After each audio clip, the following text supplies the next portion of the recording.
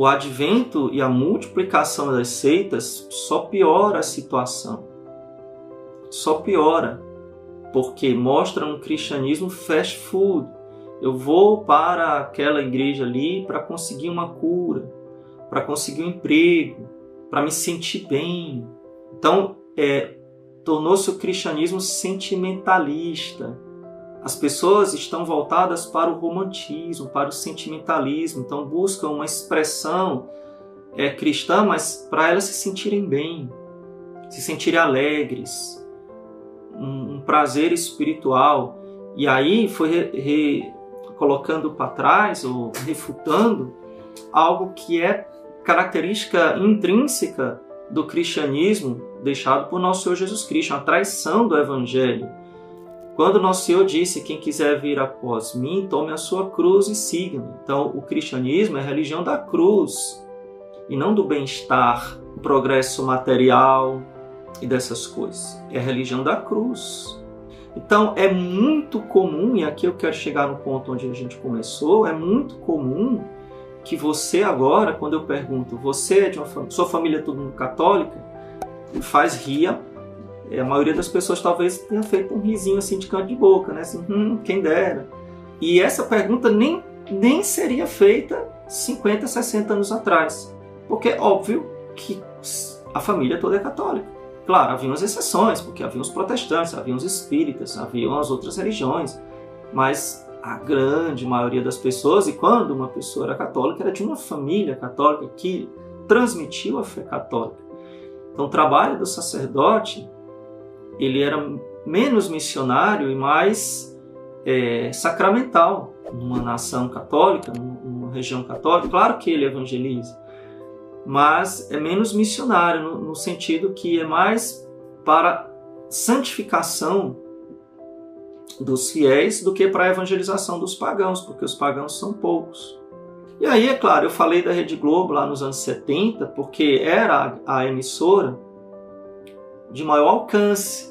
Só que aí, obviamente, nós chegamos aqui na década de 90 e nos anos 2000, a partir da primeira década do século 21, onde teve uma explosão de um outro meio que chega até no seu banheiro. O que é que chega até dentro do seu banheiro? O celular, a internet. E aí, pronto, né? Então a coisa agora está numa velocidade da fibra ótica. A velocidade da fibra ótica. Claro que não estou demonizando a internet, porque eu estou falando na internet, imagina. É um instrumento que serve para o bem ou para o mal. Como a TV também, um instrumento que serve para o bem ou para o mal. E assim por diante. E bendito seja Deus que a gente pode falar, por exemplo, na TV, quando a igreja se aproveitou da tecnologia, da televisão, foi um boom. A gente tem como exemplo os Estados Unidos. Então, o programa de maior audiência dos Estados Unidos era o programa do bispo de Nova York, Fulton Sheen, candidato aos altares, né? O Fulton Sheen. Talvez vocês conheçam a história dele. Ou daquela outra freira americana também famosíssima, a Madre Angélica, que fundou uma TV católica. Então, a internet, a televisão, o rádio, por exemplo, muitas paróquias no passado, hoje em dia está muito decadente, mas no passado, muitas paróquias, dioceses, trabalharam muito com rádio. E o sinal da rádio levava o evangelho.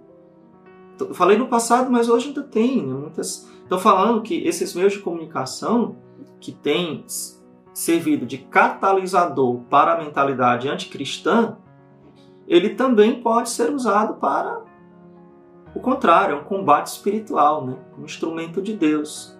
E é isso que eu faço. O que eu estou fazendo aqui na internet? Qual é o meu interesse?